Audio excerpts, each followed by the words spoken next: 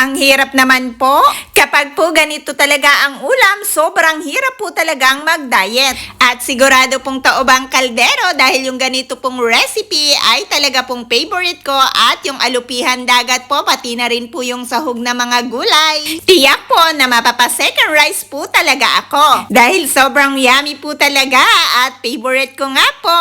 So para healthy po, ibang kulay po ng rice ang aking niluto. Pagkatapos naman po niyan sa kawali ay nag-add lang po ako ng sibuyas and then ito pong mga green beans. Pagkatapos naman po asin at nag-add po ako ng water at nilagay ko na rin po ang kalabasa. Chinek ko lang po yung rice dahil nga po hindi pa luto. Hinayaan ko pa rin po siyang kumulo at hinalo-halo ko lang po itong mga gulay and then pagkatapos naman po niyan ay inad ko na po itong mga alupihang dagat na talaga namang favorite ko. Kaya naman po nang makita ko ulit, napabili po ulit talaga ako dahil po miss na miss ko po talaga ang ganito pagkain. So guys, dahil wala po akong gata ng niyog, kaya naman po cream po ang aking nilagay. Pero po, ang cream po na nilagay ko dyan ay pang seafoods po talaga. Kaya naman po, swak na swak po sa lasa. So after mga ilang minuto po, ay naluto na rin po ang rice. Then, hinalo ko lang po ang mga alupihang dagat at ang mga vegetable para po magpantay ang pagkakaluto dito. At nag-add na rin po ako ng sili para lalong sumarap sa mga mahilig po dyan sa maanghang.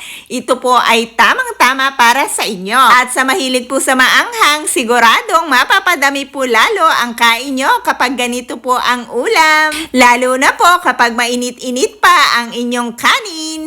Habang niluluto ko po ito, talaga pong ako ay nagugutom na dahil talaga po guys na favorite ko ang ganitong lutuin at yung alupihang dagat po at mga vegetable. So tinikman ko po siya, hindi ko na po pinakita kaya naman po nag-add po ako ng asin ulit. At inayos-ayos ko lang po ang mga ito para hindi po ma-overcook yung alupihang dagat. So guys, dito po ay hininaan ko na po ang apoy dahil po ang alupihang dagat kapag po na-overcook, lumiliit po yung mga laman niya. Kaya naman po mahinang-mahinang apoy na po dyan. Mas okay po kasi kapag hindi po na-overcook at para na din po hindi ma-overcook yung mga gulay. So hayaan ko lang po yan maluto ng mga ilang minuto hanggang po lumapot yung cream na nilagay ko. So after po mga ilang minuto ay naluto na po itong napakasarap na alupihang dagat na may kasamang green beans at kalabasa na talaga namang pong para sa akin ay napakasarap at napakalinamnam ng ganitong recipe. Kahit po hindi coconut ang nilagay ko dyan ay talaga pong malasa, masarap, malinamnam.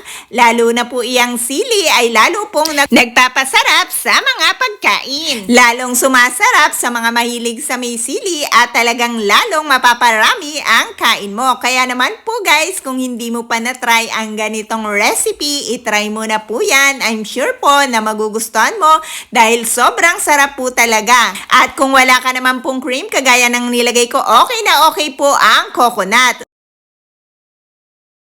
So sa huli po, nag-add po ako dyan ng olive oil. Ang olive oil po kasi kapag hindi natin niluto ay healthy po sa katawan. Hindi po nawawala ang vitamins and minerals niya kapag ang olive oil po ay kinain mo ng hilaw. Magbigay na rin po ako ng mga ilan-ilang benefits ng olive oil. Ang olive oil po ay mayaman sa monounsaturated fat. At tumutulong po ang olive oil para protektahan tayo na maiwasan ang mga chronic disease. At meron din pong anti-inflammatory properties ang olive oil kaya naman po sobrang ganda po talaga sa katawan. Napakaganda din po ng olive oil para sa ating mga puso. At ini-improve din po ng olive oil ang ating mga blood pressure. Minamanage din po ng olive oil ang ating mga cholesterol sa katawan. Kaya naman po guys, kapag ang olive oil po ay hindi mo lulutuin, napakarami mo pong makukuha benefits sa olive oil. Dahil sobrang healthy po talaga. So dahil nga po hindi ko na matiis at talaga pong nagugutom na ako, kaya naman po naglagay na po ako dito sa rice ng ulam. Ay talaga naman pong gustong-gusto ko nang kumain guys sa time na yan kahit po ako ay nagbibideo pa lang dahil nga po talagang natatakam na ako dahil favorite ko po talaga yung alupihang dagat at yung mga gulay na sahog dyan. Kaya po hindi ko na po patagalin at tikiman portion na po talaga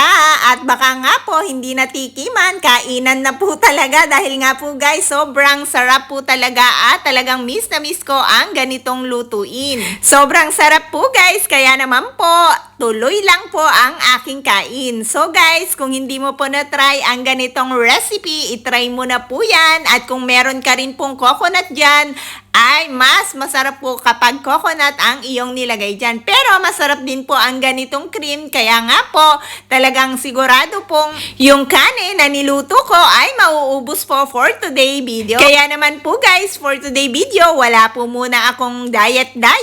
So guys, see you next video. Sorry po at kakain po muna ako.